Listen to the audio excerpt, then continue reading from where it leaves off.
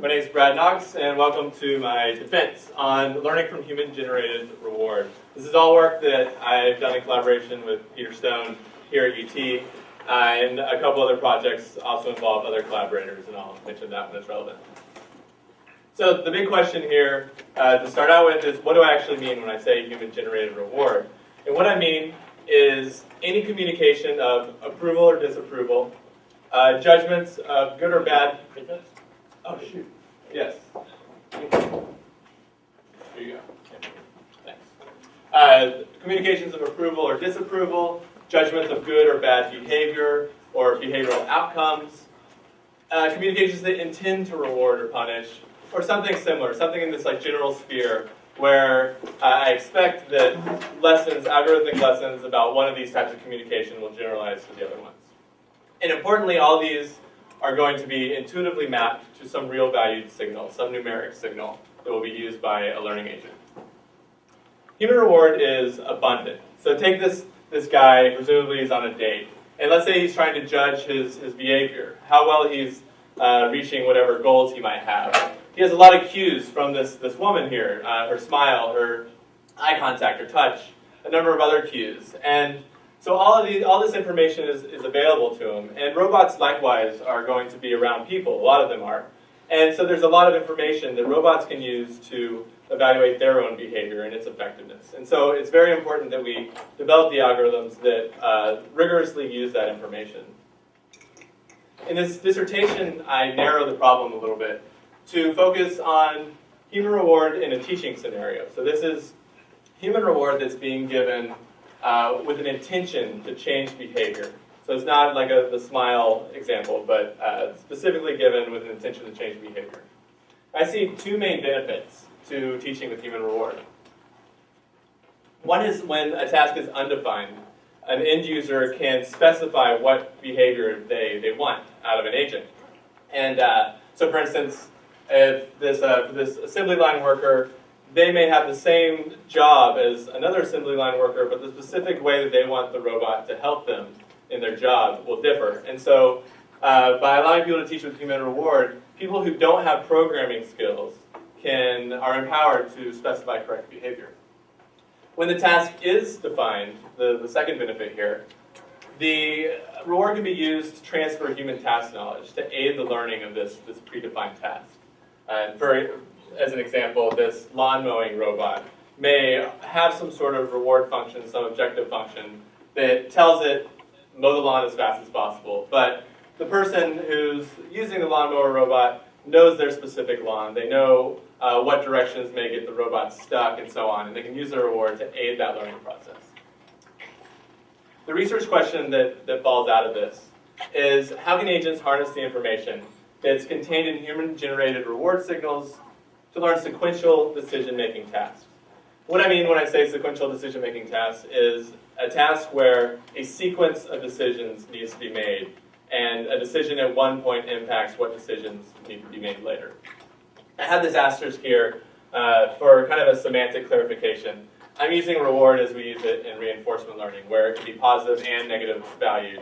I may say reward and punishment, which is the more colloquial and psychological usage of the terms. But when I just say reward, I mean both positive and negative value reward. There's 5 contributions in my dissertation, each in its own chapter. This is a dependency graph, and I'm going to talk about 3 of them in depth and then 2 of them lightly at the very end. First, I'll define interactive shaping. Interactive shaping is basically the name we're giving to the more rigorous definition of learning from human reward. This is a diagram of information flow within interactive shaping. There's a human trainer that's prepared in some way, instructions, practice, so on, and they're giving feedback to some feedback interface. This feedback could be through push buttons like we use, or some sort of vocal feedback, any number of communication mediums. And the feedback interface is going to map that feedback to some real valued signal that we denote with H. And the agent's receiving these real valued signals, and meanwhile it's interacting with the environment. It's taking actions that change the state of the environment, and then the environment is communicating its current state to the agent. There's also a display for the human It could be a digital display or watching a robot just move around in the physical world. And this display generally would show the state and the action, and these pluses signify that maybe more than that would be shown, like maybe the agent's confidence in its behavior would also be displayed. In the interactive shaping problem, we focus on the agent part of this diagram. And the problem itself is focused on certain inputs and what we can do with them. The human trainer is observing the agent as it behaves in its world, and the human trainer delivers reward signals, which we, again, denote with this H signal, and they have some real value. And these reward signals can come in at any time. And the human is delivering reward in an attempt to maximize some task performance, which we measure by tau. While the human's doing this, the agent is acting in its environment, and at every time step, it's going to receive a description of the environmental state, which we denote with S, and it's going to choose an action A. The question, one important thing to point out here is that unlike regular reinforcement learning, the reward signals are asynchronous with actions. So one time step could have 0 reward signals, 1 reward signal, or any higher number. Given these inputs and outputs, the interactive shaping problem has 2 components. One is that the agent needs to actually define the objective it's trying to maximize with respect to the reward that it's receiving. And the idea is to find some objective for the agent using this reward such that when that objective is maximized, the task performance objective is also maximized. And so since there's 2 actors here, it's important to clarify here, the human knows the task performance metric, but the agent only gets this reward signal from the human. So it needs to do something with that reward, and that's deciding what objective to maximize. Then the second part is simply optimizing with respect to that objective. Before I go to our main approach to interactive shaping, I want to talk really quickly about a very similar form of teaching that also doesn't require any programming skills, and that's learning from demonstration.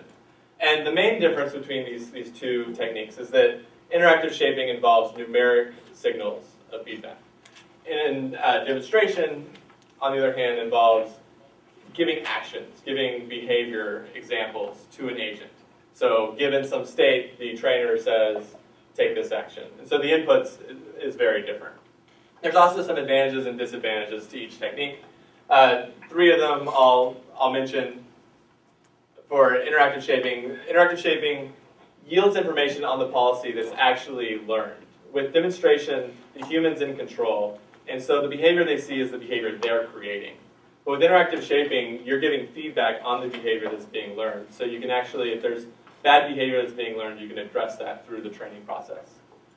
Another possible advantage, this is more speculative, is that criticism may take less expertise than providing action.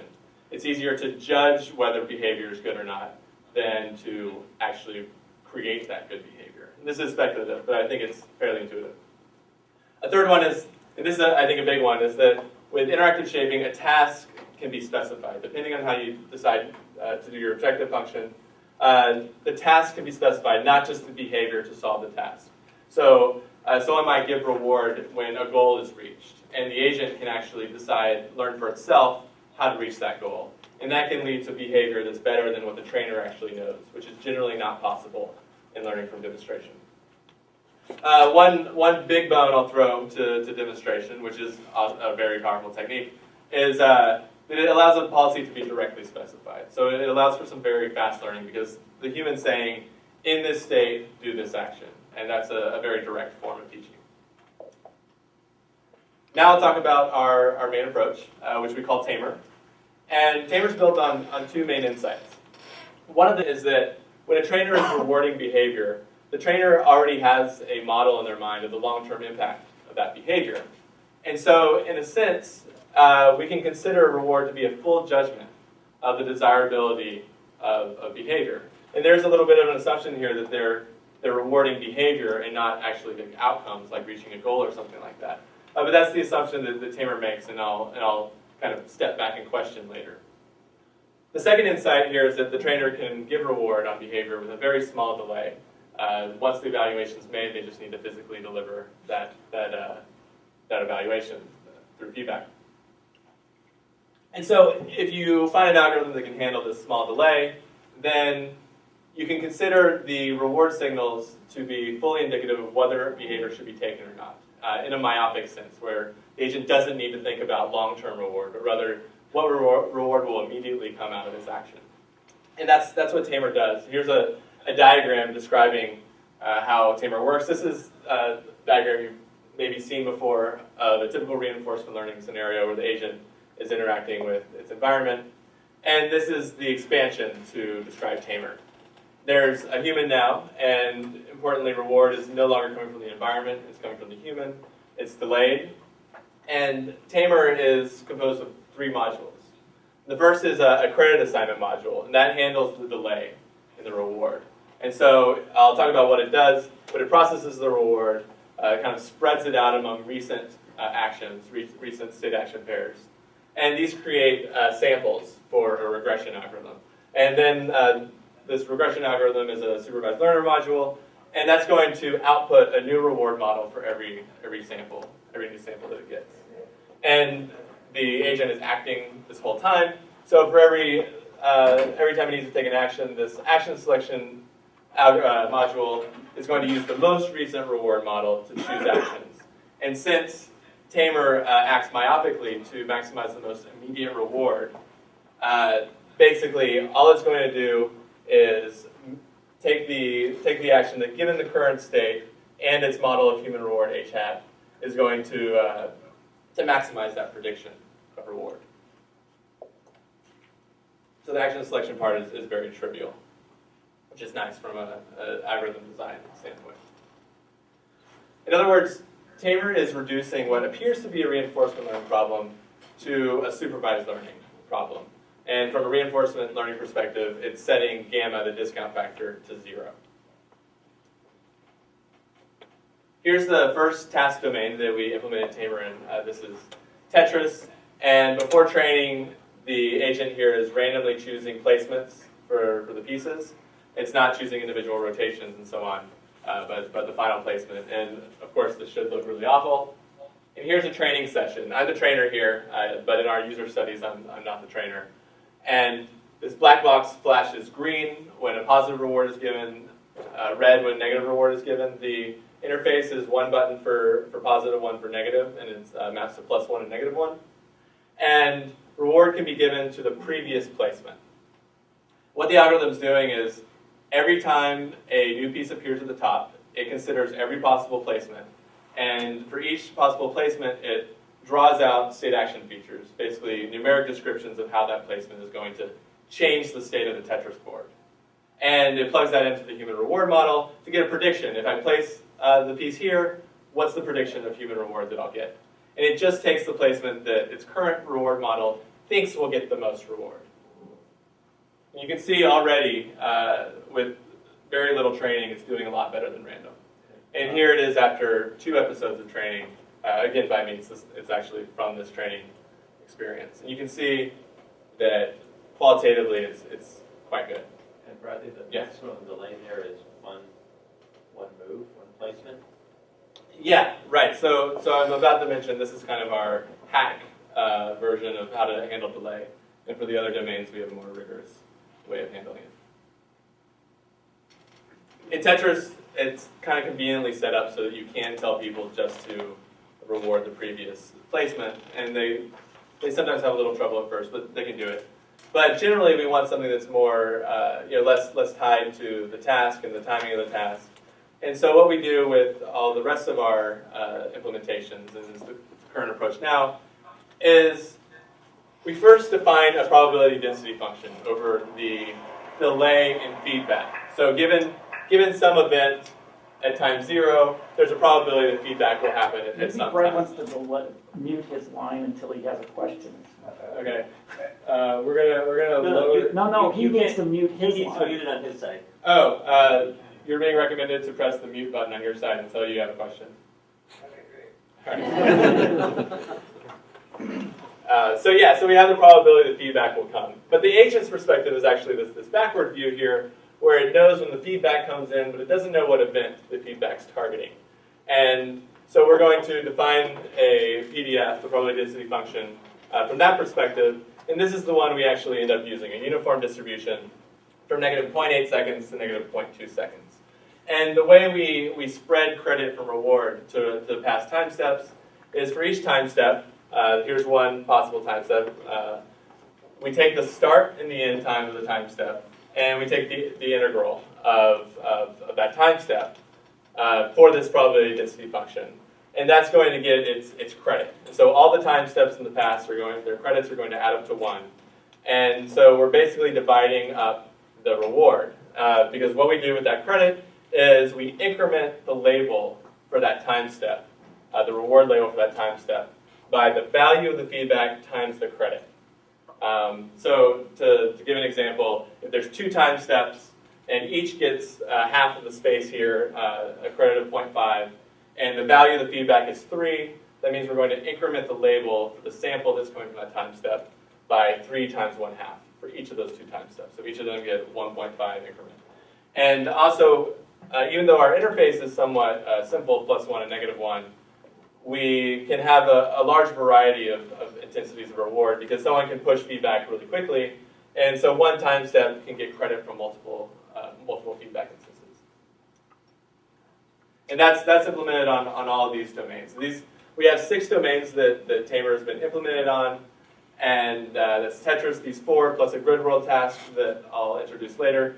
And I'll just talk briefly about the newest one, this interactive robot navigation. The way that this task works, this is done with Cynthia Brazil and Peter in the MIT Media Lab. There's 4 actions for this robot. It's go forward, turn left, turn right, and stay put. And then there's 2 state features that are created with respect to some training artifact, this movable marker that I, as a trainer, can move. And these 2 features are basically just the distance to the marker and the angle to the marker. And the reward interface is this actual remote that I'm holding right now. There's a plus and a minus button. Here's one of the 5 behaviors that I taught. This is a go-to behavior, so you can see the marker that I'm moving around. And I basically just taught Nexi, this robot, to go to wherever the marker is. And the only difference is the reward I'm giving. The algorithm, the coded part of the algorithm, is not changing in any way.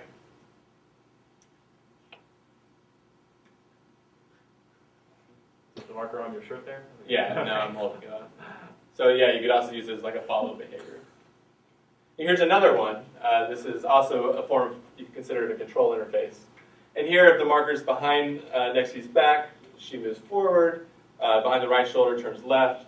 Behind the left shoulder, turns right. And anywhere else, she doesn't move. And the reason I think these 2 in particular are interesting is because I've used reward in somewhat of a hierarchical fashion to create a control interface. And no coding was necessary to specify the differences in these control interfaces. And I think that this kind of suggests a possible direction of future research where this hierarchy is looked at, where the reward creates a control interface, and then maybe the control interface is used to do learning from demonstrations, to provide demonstrations for an agent. We compared in 2 different user studies. We compared TAMER agents that are trained by people to agents that are not trained by people and learn more traditionally using a hard-coded reward function as part of a Markov decision process, which is an MVP. And I unfortunately won't be able to go into the details of what an MVP is, but it's basically a specification of a task. And we find 2 things. I won't go into the quantitative results here. But what we find is that TAMER learns good behavior with fewer samples. It learns very quickly.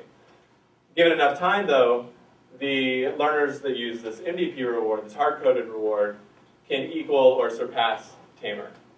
So there's this advantage that TAMER's better in the beginning, and this one, learning from hard-coded reward, is better in the long run. And so you might notice these are somewhat complementary, and I'll come back to this in one of the contributions I talk about at the end. Here's some related projects. This is actually all the related projects that learn from human reward that I'm aware of. TAMER is the only one that has more than 2 domains that it's implemented on. There's a lot of different reward interfaces that are used, typed words, verbalized words, mouse gestures, and the push buttons that we've used so far. Also, the discount factors vary. I'll talk more about that later. But one key thing is that TAMER is the one that's the most myopic, the one that is only concerned with the immediate reward it's going to get. And then also, TAMER is the only one that explicitly addresses the delay in human reward, and also creates a model of human reward, a predictive model.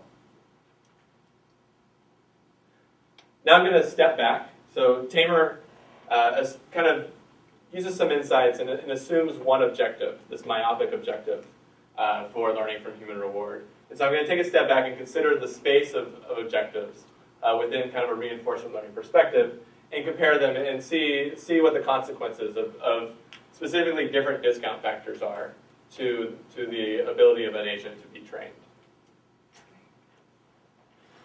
One of the key concepts you need to know here, you don't need to know too much about reinforcement learning to understand this, although it definitely helps. But the main thing to know is that in reinforcement learning, the objective of the agent is to maximize long-term expected reward. And that's this expression here, where from time 0 to infinity, you're summing, the agent is summing the reward that it gets. And the reward is going to be contingent on pi, its policy, its behavior, and we're taking the expectation for reasons that aren't really worth going into. But what's important here is that at each time step, the agent's adding reward that it gets. And it wants to take actions that allow it to get the most reward in the future, given this discount factor, gamma. I'm going to use gamma and the discount factor interchangeably. And gamma can be defined so that the agent is very concerned with only reward in the near future or all reward. And the way that works is, so also, here's just kind of an illustration here of different discounting. So as time goes on, the amount of discounting changes. And to kind of illustrate, here's some two extremes in a middle value for gamma, where 0, which is what TAMER does, the discount is 1 for time equals 0. That means that the full value of reward is considered. And then after that, the reward is multiplied by 0. So the agent doesn't care about reward it might get later. At 0.5, 1 step in the future is 0.5, 2 steps 0.25, and then in infinite time, reward goes in the limit to 0. And for gamma equals 1, basically there's no discounting. A reward in 1 second is just as valuable as reward infinitely far in the future. Here's a number line to kind of illustrate the range of possible discount factors. On one end is the myopic approach, which TAMER uses, and then the other end is what is used typically in episodic Markov decision processes. And I'll talk about what episodic and continuing mean in a second. And here's where related work is, and here's a chart with the same information. There's in the related work, their algorithms have been implemented variously on both episodic and continuing domains. And what you need to know for this talk about the difference between an episodic and continuing task is that a continuing task continues indefinitely. It never stops, and the agent never reaches a stopping point. Episodic, on the other hand, there's some absorbing stage, what it's called, where maybe it's a success state or a failure state, but it stops the learning episode. And then a new learning episode starts, and reward in one episode is not attributable to actions in a previous episode. So there's this kind of gap in the ability to assign credit between episodes. One really interesting thing here is that all the past work uses discount factors that are irregularly low for reinforcement learning. Even this one, which I'll explain. 0.7, 0.75 are both very low. TAMER's 0 is, of course, as low as it can be. And 0.9 is even unusually low for reinforcement learning. This 0.991 seems like it's higher, but they have 5 millisecond time steps. So reward just 1 second into the future is going to be discounted by a factor of, if I remember right, 0.134. So this is actually a very severe discounting as well. And these authors, this has actually not been noted before. I had to email some of the authors to get these discount factors. And so there's something interesting going on here where everyone independently ended up using low discount factors. That's one of the things that I'm going to be investigating. We're going to be looking at different, yes, Dorn. So, Brad, so are those discount factors the ones that work best for those problems? Is it? Or, so They didn't do a rigor, so basically none of them had very strong reasons. so Like it Charles just shows Isbell's the reason arbitrary- was because it worked, but his was for 12 years. His was 12 years ago. So Right. but I'm thinking it's a trial and error thing. People just tried some different discount factors and one seemed to work better. And that's really how we first got to the gamma equals 0. And then more recently we've done a more, this is the systematic and more rigorous analysis. So we have a prediction that lower discount factors are going to be better in goal-based episodic tasks. So this is where the episode ends at some goal. And this prediction is based on the following reasoning. First, there's been very strong observations that human reward is overwhelmingly positive. In 3 studies, 2 by us, 1 by Tomás and Brazil, among the 64 subjects in those studies, 61 gave more positive reward than negative rewards. This is a very strong pattern. Given that it is overwhelmingly positive, if we take that for granted, then the agents live living in this world of very positive reward, and it's very likely that there's going to exist some behavioral circuit for which the agent can get net positive reward. And what I mean by a behavioral circuit is illustrated by these 2 videos here, where basically it's repetitive behavior. It's some cycle of behavior, some loop of behavior. And it could actually be the exact same state action pair over and over. That would also be a behavioral circuit.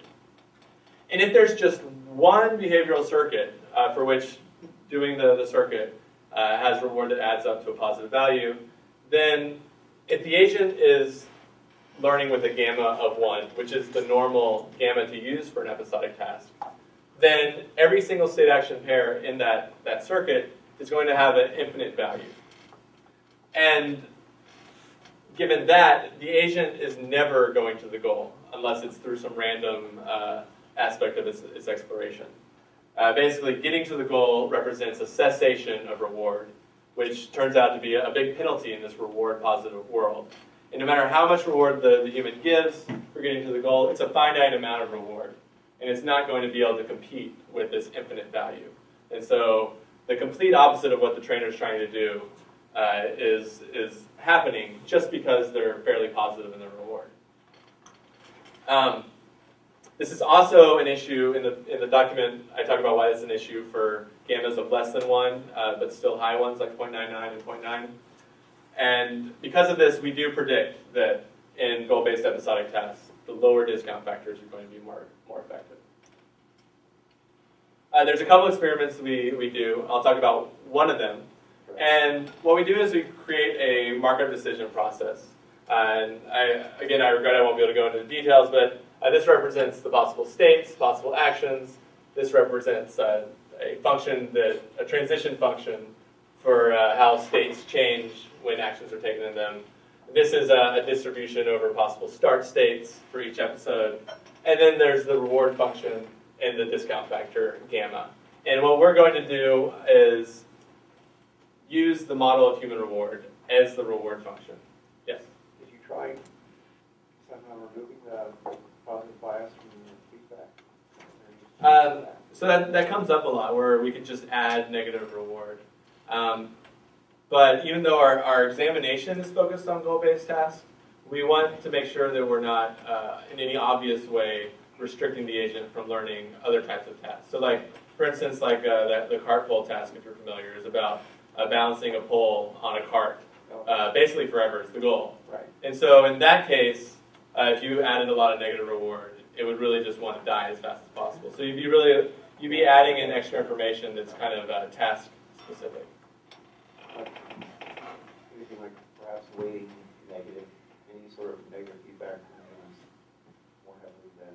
I think that's another thing to look at. Yeah, I think that's actually a legitimate direction to look. For now, we stick with +1 and -1, but you could do +1 for one button and -10 for another. And that, I have a feeling that would kind of screw up learning in a different way, but it might solve this problem. And then, so given that the reward function is going to be the model of human reward, we're going to vary the discount factor. And what we're asking here is, under what discount factor does what we're calling MVP optimal behavior translate to the best task performance?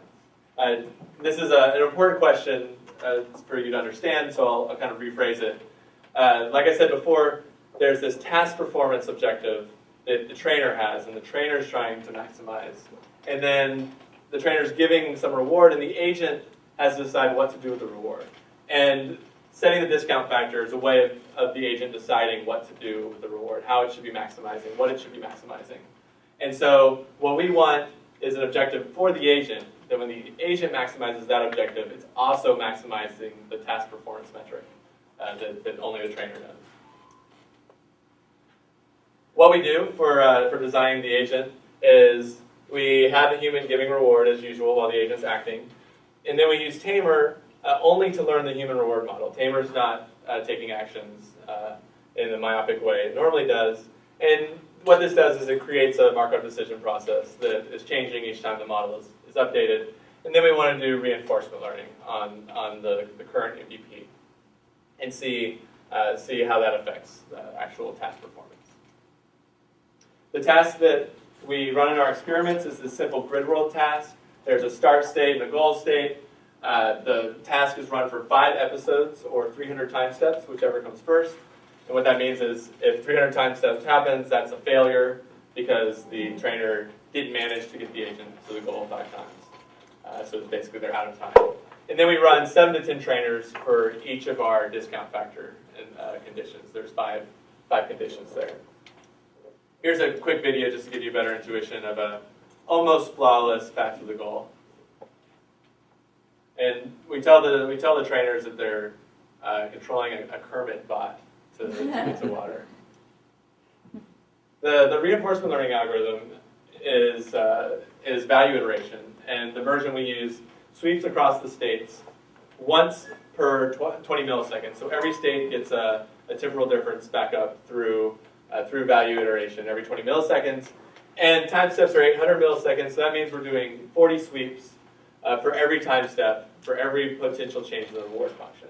And because it's a simple environment, this allows the agent to very quickly find at least an approximately optimal solution. And so that way we can, in our analysis, we can know that the objective we've defined is at least almost being maximized all the time.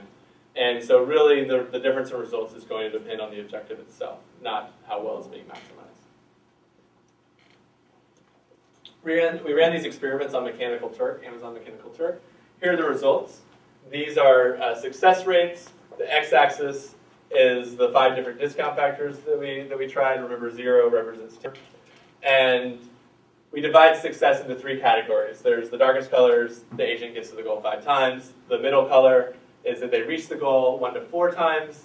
And then the light color is that the agent never reaches the goal even once. And there's a really clear pattern here that as the discount factor goes up, performance goes down. And these are statistically significant between 0 and 0.9, 0.99, and 1. 0.7 is not significantly worse than 0. This is what we predicted, and the prediction was based on the positivity of human reward and how it would lead to these positive circuits. So we also look at the positivity of human reward, and this plot shows each trainer. Each dot represents a trainer, the 5 discount factors again, and we've added x-axis jitter just to make these more readable. The y-axis here is the ratio of positive to negative reward. So we add up all the positive reward, add up all the negative reward, flip the sign on the negative reward, and then take the ratio. And so 1 means a very equal level of positive negative reward. Above 1 is more positive, below is more negative. And we observe a number of things. 1, the ratio of reward is going down as the discount factor increases. And this is a significant correlation. That's this pattern here.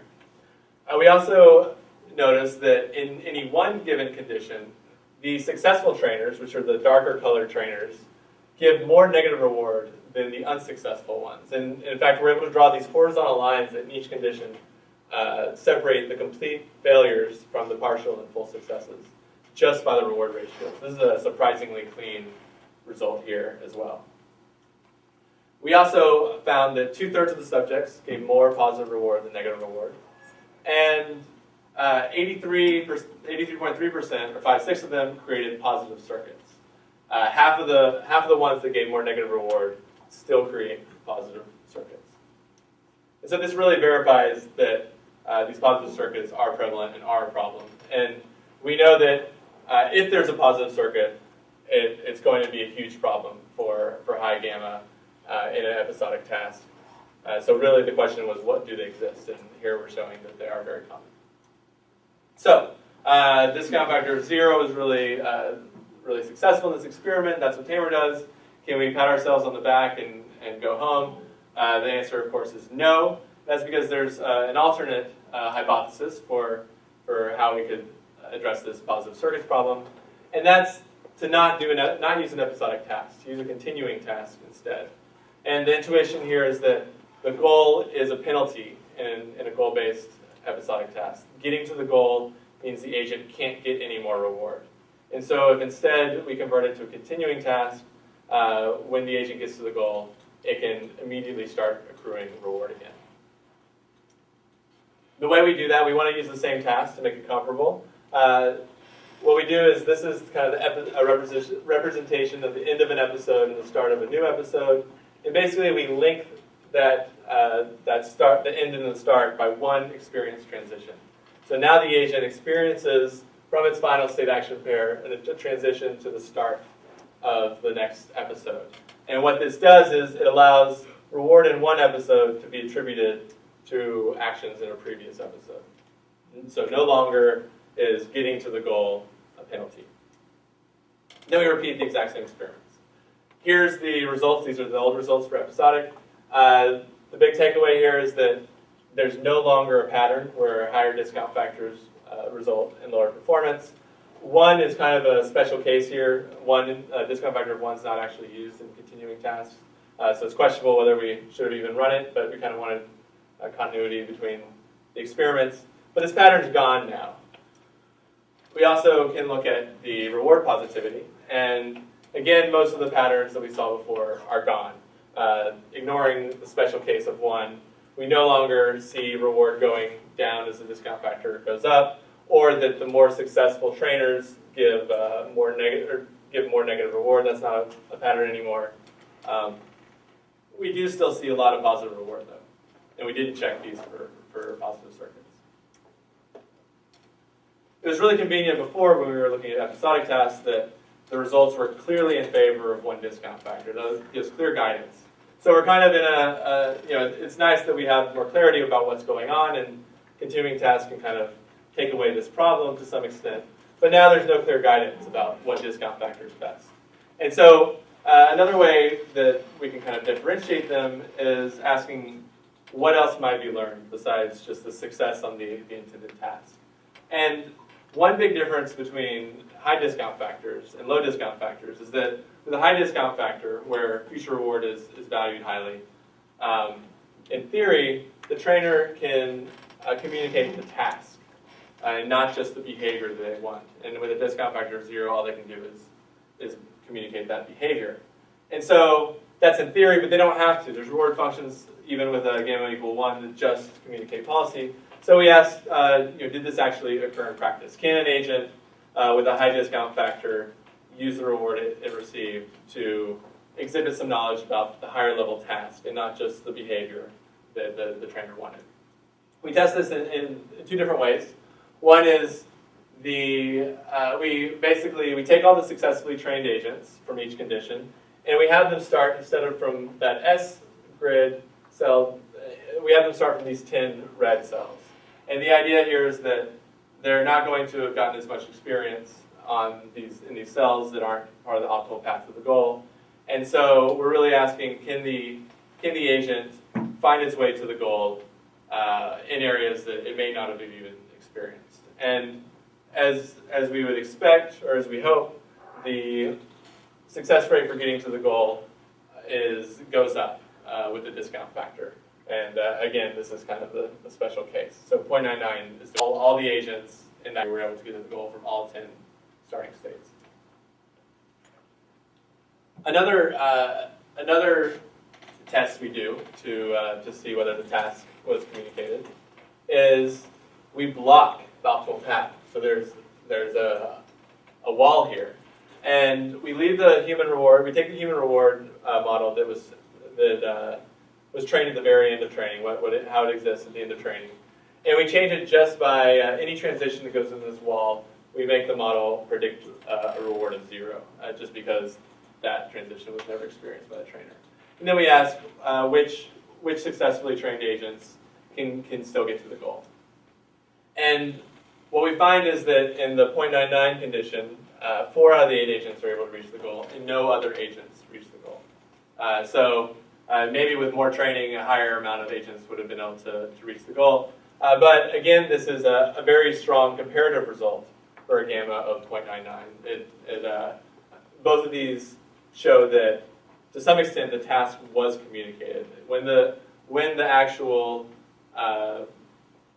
path to the goal is blocked, some of the agents can still get to the goal, and the other case, when the agent's starting in areas it's not familiar with, it's more likely to be able to get to the goal with a higher discount factor. So, in a more complex task, what this suggests is that when a human doesn't know the optimal policy, but they can communicate what the task is, what the goal is, it may be the case, I believe it is the case, that the agent will be able to learn better policies than those known by the trainer. I think this is a key strength that's going to emerge as a big reason to use interactive shaping. Yes?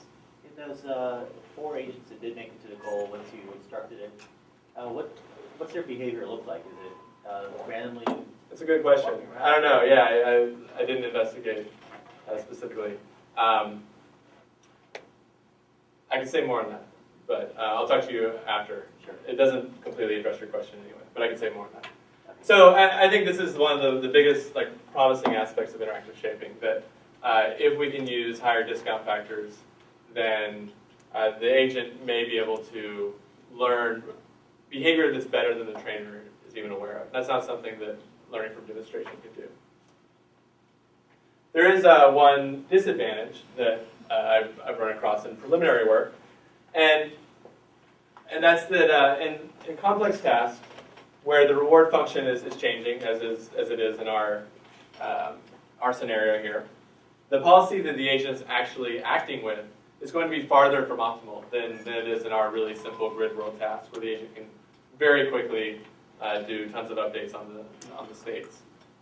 And given that, we're going to want an algorithm that doesn't equally update on every single state, but is going to focus its learning on certain areas of the state space. And so we implement an algorithm that does that. I won't go into the details, but basically it does several different updates more often in areas that it can reach in small amounts of time. So in a way, kind of the region around its current state. And we find that this almost kills the ability to train the agents at high discount factors. And the reason I think this is happening is that in this world that's rich with positive reward, everything the agent tries seems amazing and seems worth retrying, and so it's not going to try to explore new areas. There are ways to address this, but they create problems. Like you could optimize, you could initialize the value function optimistically, but that's going to make the agent explore everything, and it throws out the whole advantage, or one of the big advantages of teaching from human reward, which is fast learning. We don't want the agent to have to exhaustively explore the world it's in. So there aren't any very easy answers to this. And the positive circuits problem is only partially solved. But the continuing task manipulation I think still is important. So there are some disadvantages. But this is a disadvantage that's on the algorithm design side, which is nice for research. And so therefore, if you ask me to make a recommendation right now for learning from human reward, if you wanted to have an agent that is trainable this second, I would recommend going with TAMER. But if you want to do research in this area, I would actually recommend looking at lower discounting, so a higher discount factor with continuing tasks, which are going to be harder to do, but I think that's the more promising direction because it takes load off the trainer in a way and puts it on the algorithm designer. I see 4 contributions to this investigation of discounting. First, we've linked human reward positivity to what we're calling positive circuits. We've empirically established that these positive circuits are prevalent, at least in this simple world that we tested. And then we give algorithmic guidance, either use a low discount factor or convert the task to a continuing task. We also find a relationship between the discount factor gamma, the positivity in human reward, episodicity, and the resulting task performance in goal-based tasks. Also, this is the first empirical differentiation of the various algorithms for learning from human reward. This kind of creates a lens that all the different approaches can be looked at through and kind of compared with. And then also, this is the first success of learning from human reward using low discounting. That's our gamma equals 0.99 condition, where the time steps are 0.8 seconds. Now I'm going to talk about the last two contributions briefly. In one contribution, we look at how to learn from both human reward and reward that is hard-coded as part of a Markov decision process. And you may recall from the end of my second section on TAMER, we found that the human reward allows fast teaching, but more imperfect policies, more imperfect behavior. And the MVP reward created slower learning, but in the end, it did create better behavior. And technically, it specifies what behavior is optimal. And so we ask, how do we use these two signals together? We test 8 different combination techniques, and we find here's just a sampling of the major conclusions. One, we found that human and MVP reward can be combined to improve on learning from either of the two signals alone. Also, we found that the best 2 of these 8 combination techniques involve manipulating action selection. So basically, the human reward model is only used to bias the agent in its action selection, therefore changing the experience that the agent gets, in a way kind of providing an exploration guidance through the human reward model. The third and fourth best techniques mix human and MVP reward into one single value function. And we find that they sometimes help, we don't get as much of a performance boost as the best 2, but they do help sometimes. But it's also brittle to changes in the weight values that are used in these combination techniques. Also, in the 5th contribution, this is work with Brad Love and 2 other researchers in the psychology department, as well as Peter. We did 2 well-controlled, relatively large experiments where we investigated how the trainer's feedback is impacted by 2 different manipulations, and those are the 2 different studies. In the first one, we changed the trainer's self-perceived role. So in one condition, the trainer knows they're teaching. So this is like the normal control condition. In another one, we tell them that they're critiquing a video of an agent learning to play Tetris. And we see how that changes their feedback or doesn't. And in the second one, we look at the impact of agent misbehavior on human feedback. And one of our findings is that a certain type of agent misbehavior increases the amount of feedback that the person gives, but it actually decreases the performance of the agent, which I think is interesting. Both of these studies represent early examples of an emerging trend where computational agents, sometimes learning agents, are used in the place of people. So where a person would be used as maybe a confederate in a psychology study, computational agents are being used instead. And there's some big advantages and disadvantages to this approach. And one of the big advantages here is that they're highly specifiable. You can set some parameter in your agent and to some extent know that it's following that parameter. And you can't really do that with humans nearly as well. That concludes the 5 contributions. I'll talk very quickly about like a more future-oriented perspective. One of the things I think is really exciting about this work is that it opens a lot of different directions for possible projects. And I'll just talk about maybe one per slide here. One is we could look at transparency. So I mentioned that these plus signs mean that the agent or the environment could communicate more than just the state and the action. And one thing that we've looked at, and we actually have like a short paper publication with Cynthia Brazil, is intention behaviors, where the agent signals its intention, like this cat is signaling clearly its intention here. And so that's an interesting area, I think, to look at, where some sort of added transparency on the part of the agent is communicated to the trainer. Another thing that, another possible direction to go into, which I think is especially important, is to implement these in application domains that will really impact people in the real world. Some samples are brain-computer interaction, where the person's controlling an arm to move things for them. And this assembly line example I went through earlier, as well as neuroprosthetics, where motor signals are used to control a robotic prosthetic device. I think these are all appropriate domains. And actually there's one paper looking already, not by us, but looking at neuroprosthetics with human reward. And then also, another possible project is looking at hidden state. So all of the work that we did assumes that the agent knows the full state of the environment, but real-world tasks often have some sort of hidden state, something that needs to be estimated based on prior observations. And so that's, I think, an obvious direction to take this work. This is my last slide, and I'm going to just be a little philosophical to close it out. I want to talk about why I think this is an important area, like the wider area here, why I think it's an important area of research. Research on natural training techniques, like interactive shaping or learning from demonstration, make humans useful to agents, which seems kind of a weird way, it's weird that we would want to be useful to them and not vice versa.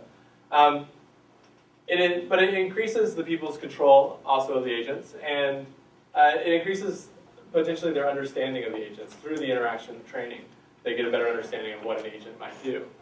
And also it increases the agent's usability by empowering people without programming skills to specify behavior.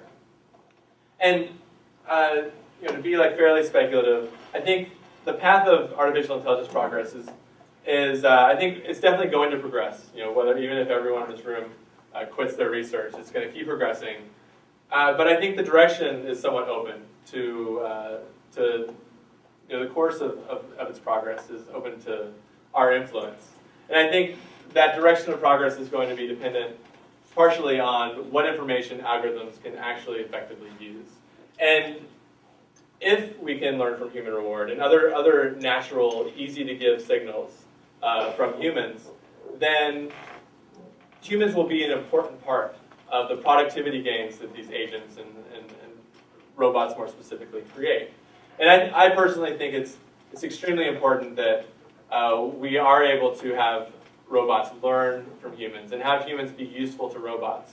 And so, if there's two versions of the future, one where some programmer tells a robot what to do and people just passively observe, and another one is where a human interacts deeply with the robot and helps guide what it does and teach it what to do.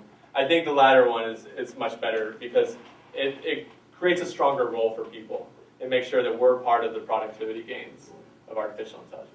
So that's why I think this is an important area. And I thank everybody for listening to my presentation.